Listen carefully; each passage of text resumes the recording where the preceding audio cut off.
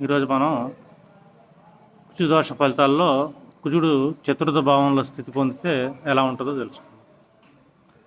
ఇప్పుడు కుజుడు లగ్నం నుంచి కానీ చంద్రుడి నుంచి కానీ లేదు శుక్రుడి నుంచి కానీ చతుర్థ భావంలో స్థితి పొందితే ఏ విధమైన ఫలితాలు ఉంటాయి.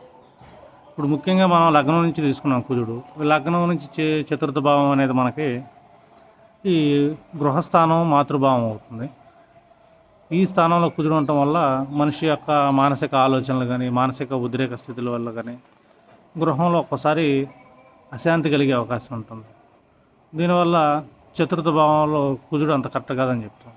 ఇంకా రాశి చక్రంలో తీసుకున్నాం అనుకోండి, చంద్రుడి నుంచి చతుర్థ భావంలో కుజుడు తీసుకుంటాం వల్ల అది పెద్దగా దోషం ఉండదు. కానీ శుక్రుడి నుంచి అదే రాశి చక్రంలో చతుర్థ భావంలో కుజుడు తీసుకుంటే ఈ శుక్రుడి నుంచి ఎప్పుడైనా సరే చతుర్థ భావం అనేది మనకి వేదక స్థానం అవుతుంది.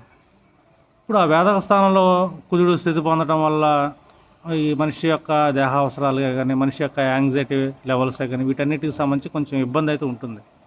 ఇది భోగాల విషయంలో కానీ గృహాల విషయంలో కానీ సుఖాల విషయంలో కానీ. కాబట్టి ఇది ఈ శుక్రుడి నుంచి చతుర్థ భావం రాశి చక్రం అనేది కొంచెం దోషం కింద కానీ చూస్తాం.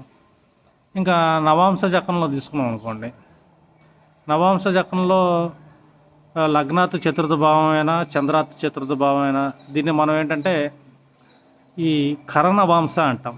కరణవాంశ అనేది ఏంటంటే ఒక రకం చెప్పాలంటే కొంచెం సమస్యలు ఇస్తుంది.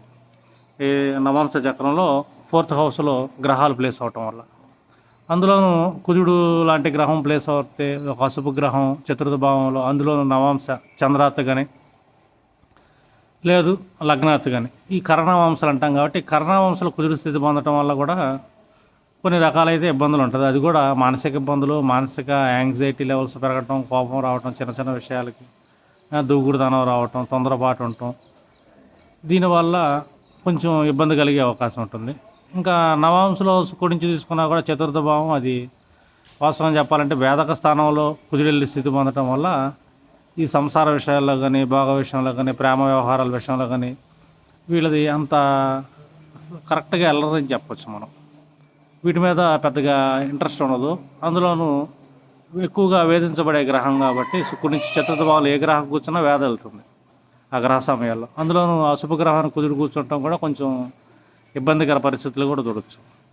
అదొకటే కాదు, శుక్రుడి నుంచి ద్వితీయ భావంలో కుదురు కూర్చున్నా కూడా మనకి ఒక రకంగా చెప్పేది ఏంటంటే శుక్రుడు యొక్క పాచక స్థానాన్ని ఇబ్బంది పడుతుంది అని చెప్పాలి మనం. Okay, thank you very much.